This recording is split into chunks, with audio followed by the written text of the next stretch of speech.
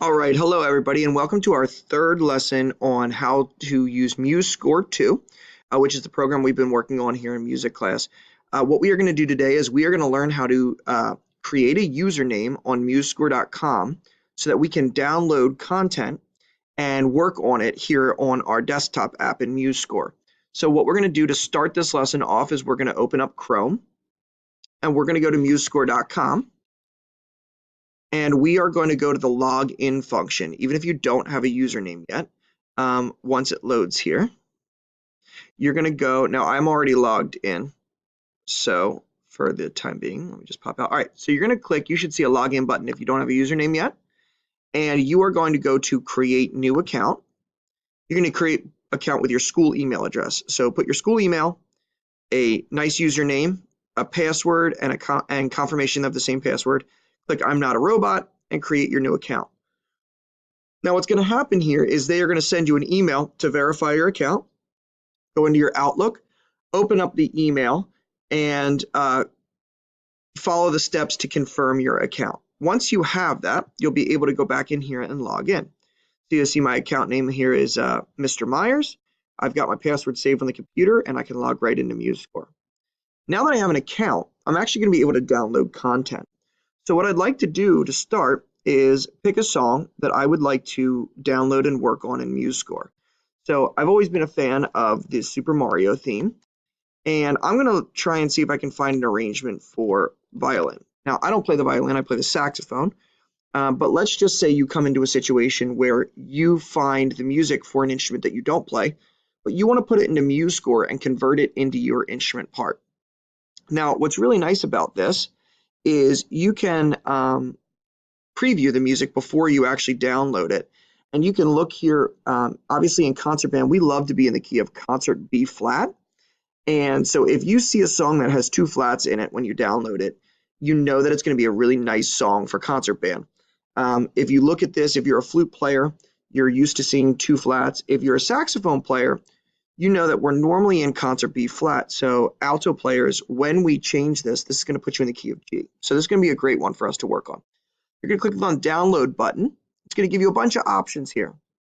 If you just want to listen to it, you'd use MP3. If you wanted to put this into a program like GarageBand, you could download the MIDI sequencer. But what we want is MuseScroe file. And it's going to download Super Mario MSCZ is the type of file that you want. All right, and then once it's done downloading, you can click on it, and it will open a MuseScroe file, just like we've been using in class here. Now, you'll notice it's still written here for violin because that's what we downloaded. So what we are going to do is we are going to go into the edit function, and we're going to add some new instruments. So I'm going to add an alto saxophone into this because this is going to be a fun thing to play on alto. Just for the sake of a demonstration, if you play the B-flat trumpet, we could add that in. Or we can even put in a bass clef instrument like the trombone. So we've got the original part, which we just downloaded, and then the three new parts that we're going to create. Now, you only need to create one part for this lesson. Just whatever instrument you play, you can add that instrument. Okay, so we'll click OK, and you'll see now it gives me the original part plus 3 blank instrument parts as well. And it's already done the transposition for the instruments here. All right, but since we talked about this concert pitch idea, for right now, let's convert everything into concert B flat so that we're just looking at the song in one key.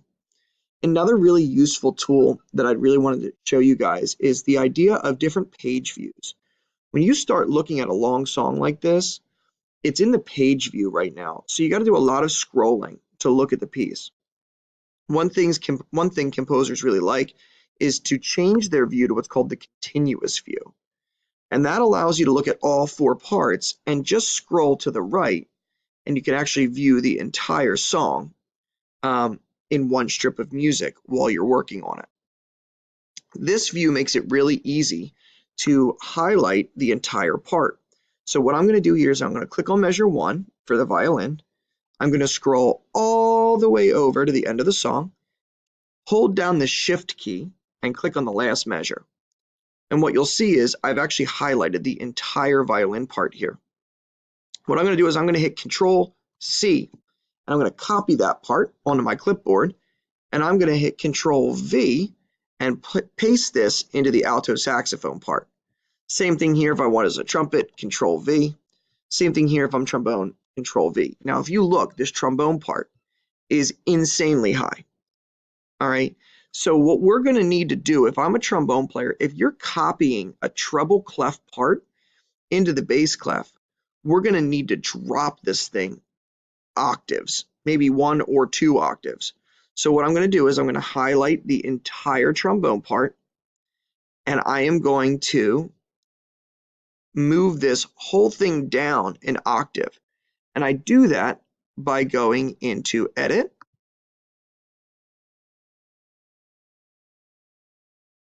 I'm sorry, you're going to go to Notes, not Edit, my apologies. You're going to go into Notes, and you're going to click on the Transpose tool. Now what I want you to do is I want you to transpose this down by interval. And we're going to go down, and we're going to scroll here, and we're going to go to the perfect octave.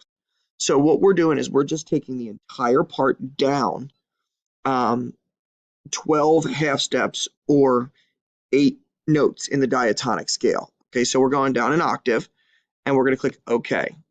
Now that's still high, so I'm going to actually do this again. Notes, transpose, interval, down, scroll all the way down to an octave, and click OK. Now if you're a trombone player, if you're looking at this, you're going to say to yourself, okay, this looks better, but now it goes kind of low in certain areas. For example, right here, it's taking you all the way down to that low D, below your low B flat. So you might decide that you would rather leave it up in this first octave, and you can just take certain measures and drop them down an octave. Or, just going to Control Z, sorry.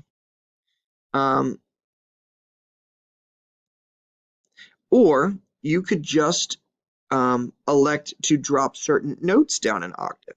So you could bring this one really high note down 1, 2, 3, 4, 5, 6, 7, 8, 9, 10, 11, 12 times. Same thing here. 1, 2, 3, 4, 5, 6, 7, 8, 9, 10, 11, 12. Remember, 12 half steps is an octave. 2, 3, 4, 5, 6, 7, 8, 9, 10, 12. Same thing with this high note. And you could also choose 2 notes if you wanted to by using the shift click function. 1, 2, 3, 4, 5, 6, 7, 8, 9, 10, 11, 12. Now, when we listen to this, you're going to hear a violin, an alto, a trumpet, and a trombone all play the Super Mario theme. So we can do that by going here and hitting the space bar.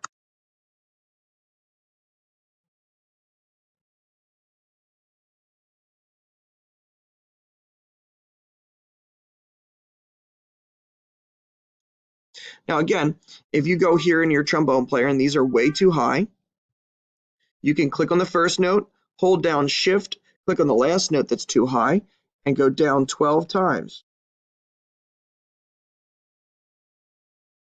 All right.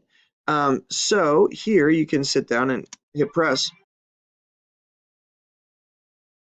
So what I would recommend you do is go through the whole score and move any really high notes down an octave to make them playable for your instrument. Now you'll notice here in the trumpet part, I'm getting some green, and I think maybe even towards the end there might be some red notes in the score. That's actually, that's MuseScroe's way of telling you that your instrument can't physically play it. You can check this out by clicking on the concert pitch and putting it back in the right key. Look at my alto saxophone part. It's really high for alto saxophone. So what I would do if I were the alto saxophone is, since this entire song is so high, I'll do the same thing I did for the trombones.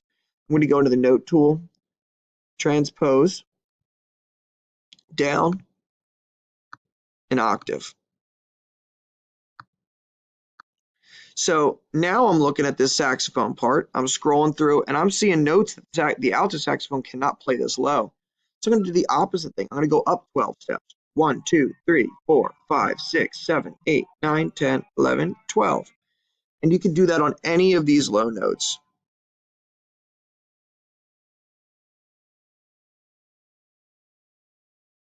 And you can actually do what's called octave displacement on just random notes within the song so that you can get everything into the proper octave for your instrument. So once you've got this, I would suggest you go File, Save As, and then this is going to be your Super Mario arrangement by you, and put your last name in there and click Save. So now you're looking at everything in multiple keys, and you're able to make sure that your instrument can play the notes. If you don't know this note on trombone, that's okay. You can drop it down an octave and you probably will know the note. So you can flip everything, you can change the voice leading, you can look out for these really high kind of green or red notes that MuseScore gives us. 4, 5, 6, 7, 8, 9, 10, 11, 12. Or you can transpose it in the note function and transpose down an octave. Either way, whatever you prefer. And this is a great way to take an arrangement written for another instrument and convert it into something that you can play. Hope this is helpful.